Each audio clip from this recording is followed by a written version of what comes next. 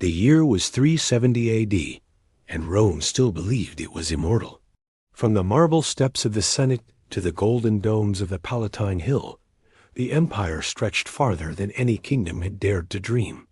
Its legions ruled the continents, its laws shaped nations, and its wealth flowed like rivers through streets paved in stone and glory. But beneath that glittering perfection, something was rotting. Before we begin, hit that subscribe button and step with me into the shadows of Rome, where a single spy changed history forever. At the heart of the empire, Caesar Valentinian sat upon a throne that looked unshakable.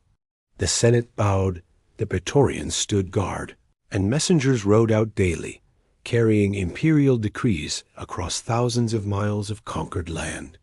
But power, true power, is rarely held by the man wearing the crown. And deep within the marble corridors of the imperial court, someone else was watching, listening, and waiting. He was known only by whispers, a foreign diplomat, a merchant, a scribe, no one could tell. He moved like smoke through the cracks of Rome's might. To the soldiers, he was invisible. To the senators, he was harmless. But to history, he would become the ghost who brought an empire to its knees. Rome's military machine was unmatched, an iron fist that had crushed enemies from Carthage to Persia. But victory had made them blind. While emperors built statues of themselves, enemies learned. The empire's borders were bleeding gold, and barbarian tribes, once scattered and afraid, were now organized, unified, and strangely well-informed. How did the northern tribes know Rome's troop movements? Why did ambushes happen exactly where the legions marched? No one asked the right questions. No one dared. Because who would imagine that the world's mightiest empire could be outwitted, not by armies, but by one man in the shadows? Rome's greatest weakness wasn't its enemies. It was its arrogance. Inside the Senate, corruption had become an art form. Governors bribed generals, generals bought victories, and senators sold secrets, all for a handful of gold or a promise of favor. The spy saw this. He understood that if Rome's sword was made of steel, its heart was made of greed, and that could be bought. Night after night, inside taverns and temples, deals were struck in whispers. Secret scrolls changed hands. Maps disappeared from the imperial archives. To the outside world, Rome was still dazzling, its festivals, its games, its glory untouched. But in reality, the foundations were cracking. The spy didn't fight with weapons. He fought with information. He turned friend against friend, general against emperor, and province against Rome itself. And as the empire celebrated yet another victory in the arena, the seeds of its destruction were already sown in the shadows of its own walls. Every empire falls the same way, slowly, then suddenly. The Romans had conquered the world, but they couldn't see that their greatest enemy was already inside their gates. This spy would not only topple armies, he would rewrite loyalty, corrupt faith, and shatter the empire from within. The story of Rome's fall doesn't begin with barbarians. It begins with a man, unseen, unknown, unrecorded, whose words burned stronger than swords.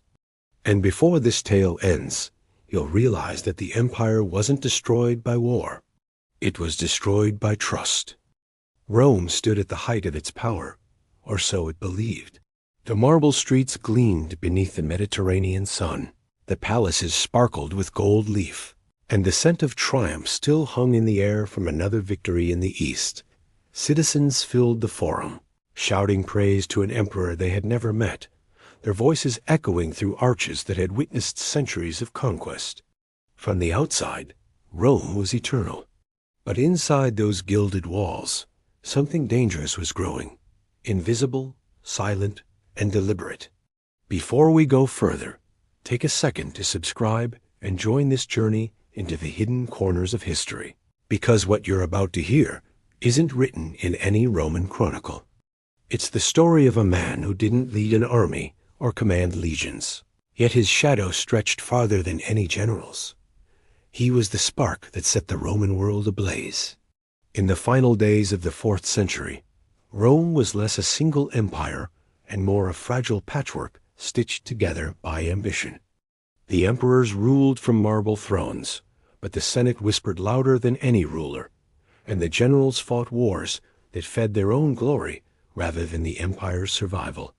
And somewhere between those halls of arrogance and fear moved a figure no one noticed, a diplomat from the frontier provinces, a scholar fluent in half a dozen tongues, always polite, always smiling. No one ever remembered his face, and that was his power. He arrived in Rome under the pretense of negotiating trade routes with the northern tribes. The guards at the gates barely looked twice. Inside the city, he took rooms in the Subura district, where the rich came only to sin and the poor came only to survive. To most, he was another foreigner chasing fortune. But every night, as the city slept, he mapped its soul. He learned which senators hated each other, which generals were in debt, which servants whispered about their masters. He didn't steal gold, he stole trust. Rome's strength had never been its soldiers.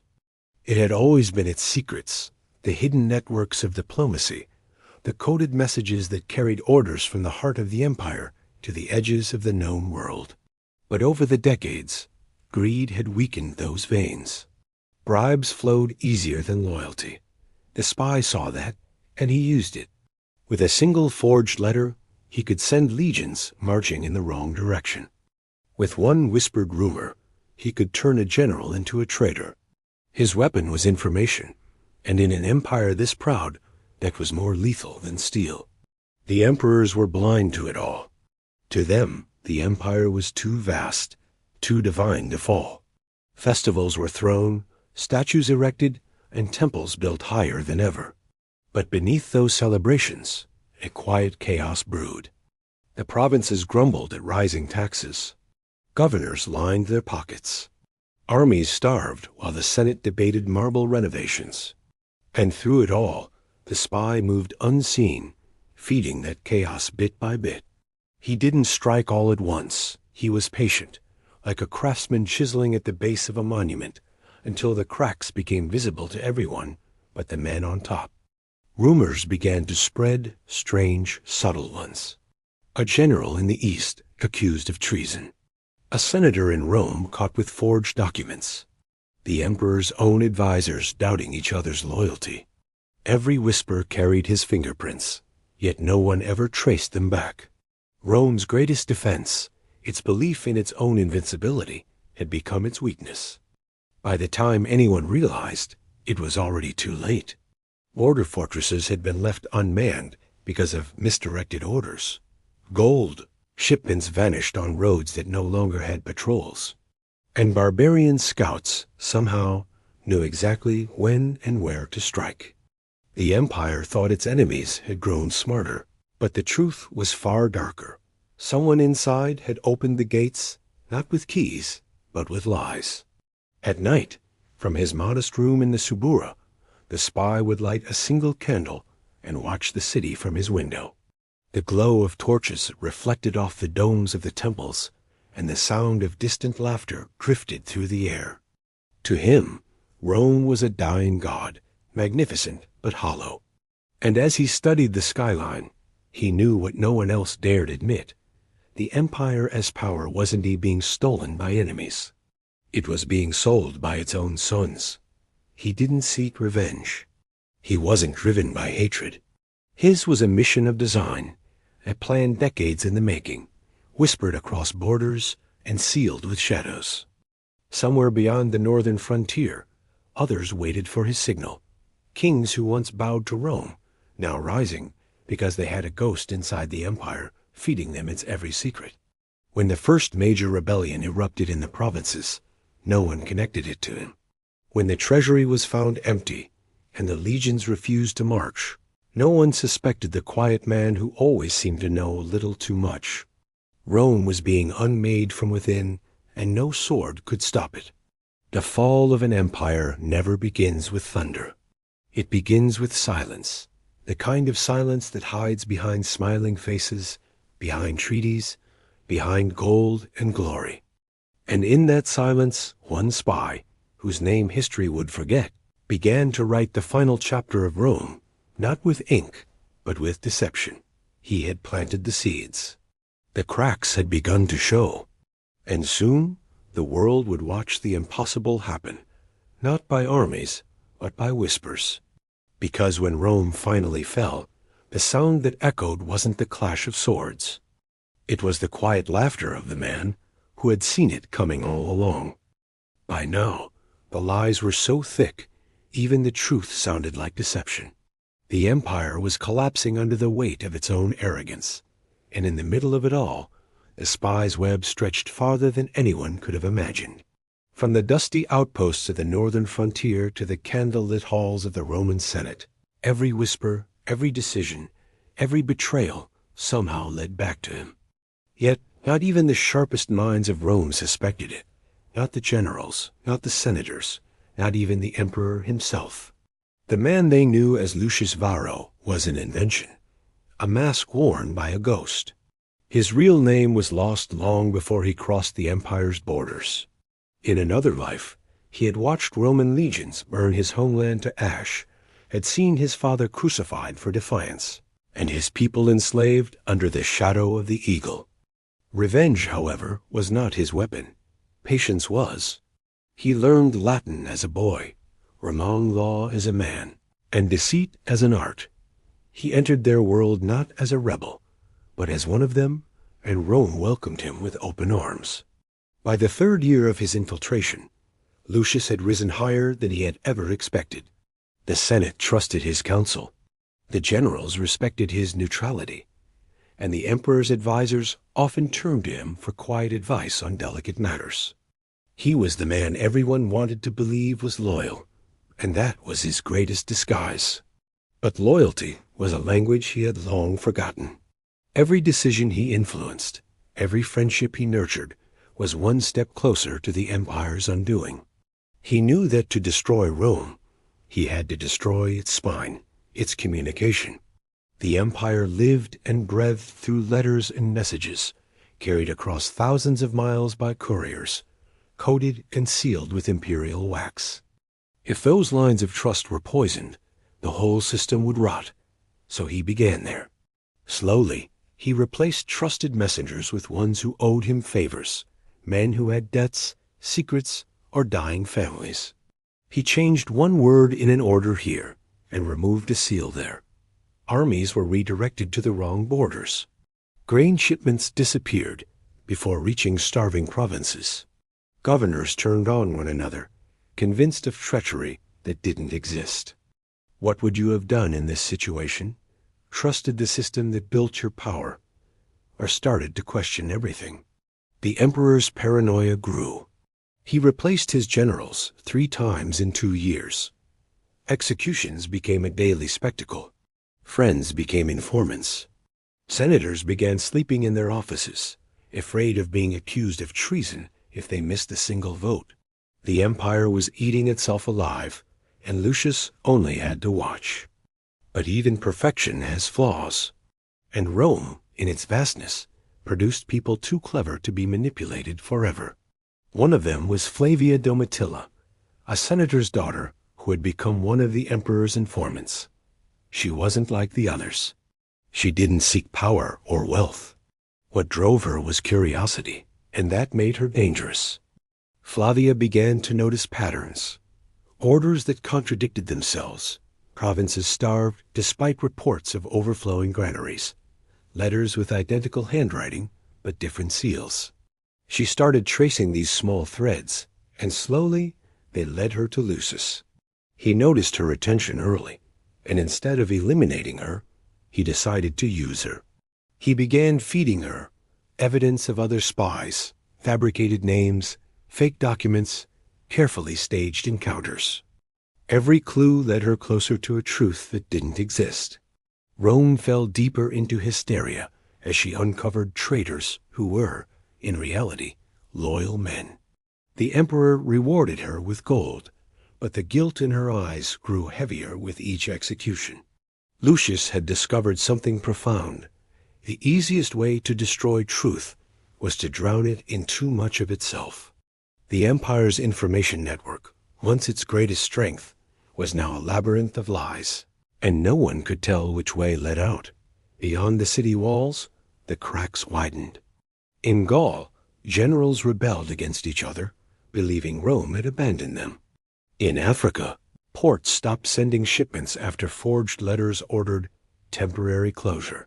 The empire's borders, once carved by blood and conquest, began to blur.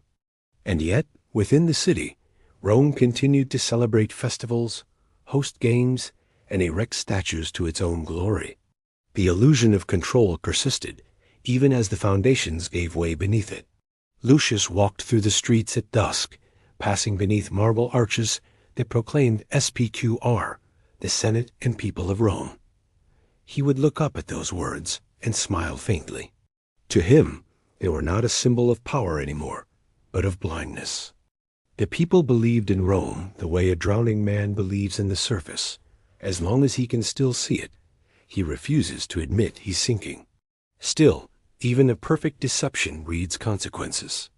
The emperor's growing madness made the capital a dangerous place. One night, a messenger arrived with orders for Lucius to appear before the Praetorian Guard, the emperor's personal elite. His influence had begun to draw attention. He knew that moment would come. He had planned for it. When he stood before the captain of the guard, he carried himself like a loyal servant of Rome, every gesture precise, every word measured. The captain accused him of withholding information, of being too successful at uncovering plots. It was a test. Lucius met his gaze, calm and unwavering, and then did something no Roman would expect. He confessed, but not to the truth. He confessed to a lesser lie.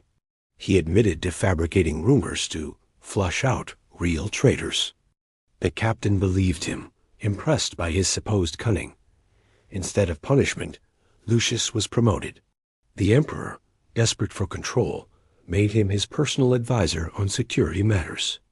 The very man responsible for the empire's paranoia now sat beside the throne that was trembling because of him. From that moment, the end accelerated. Armies moved without purpose. Grain was hoarded by senators. The streets grew silent at night. Rome, once a roaring lion, was now a wounded beast turning its claws inward.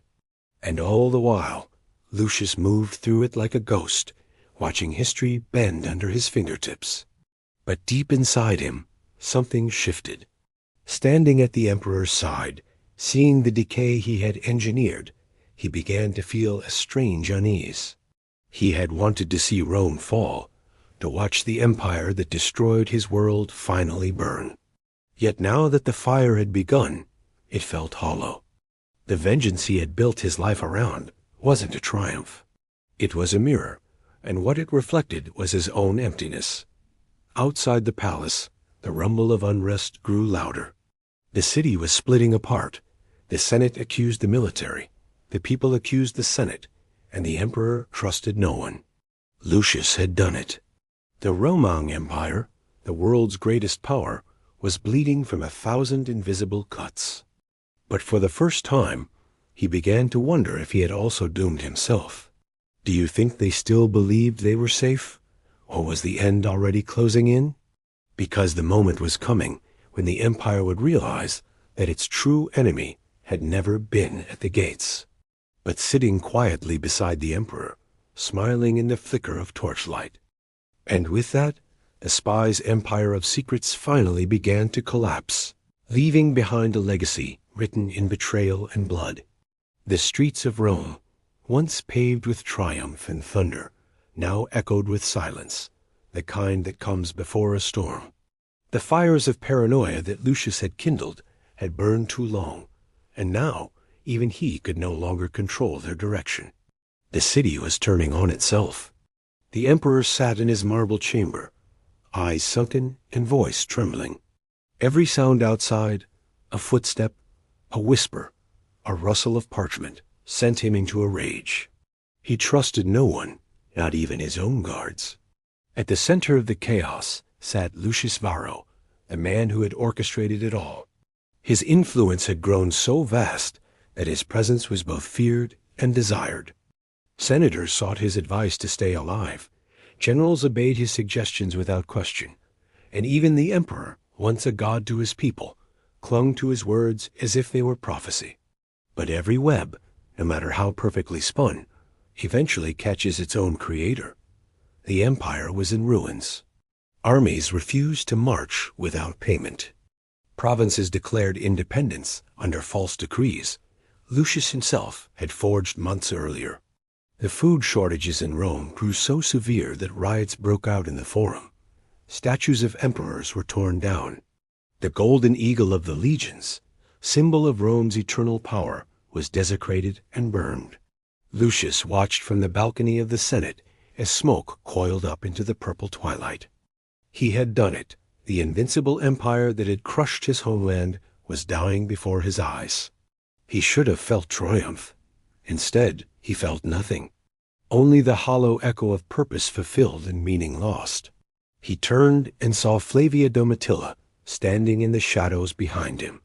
Her face was pale, her eyes cold. She held a scroll in her hands, the same kind of parchment he used for his secret messages. Somehow, she had uncovered the truth. He could tell by the way she looked at him, not with anger, but with sorrow. "It was you," she whispered, "all this time."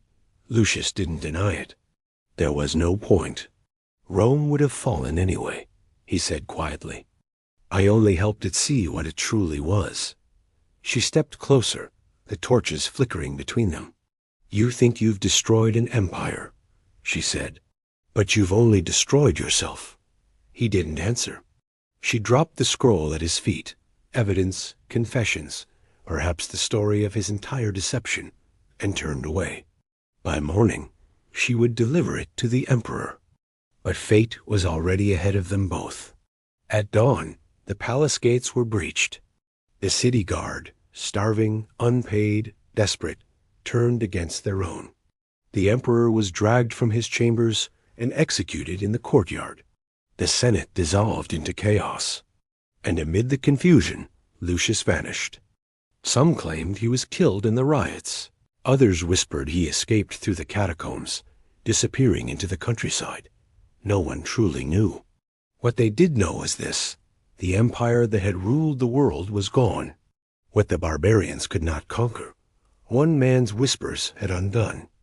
Years later, stories would spread of a hooded figure seen wandering the ruins of old cities, standing silently before the crumbled temples of Rome. Some said he was haunted by the ghosts of those who died because of his lies. Others believed he had returned to the land of his birth, a free man at last. But the truth, like all things about him, remained buried beneath layers of rumor and myth. Rome never rebuilt itself the same way again.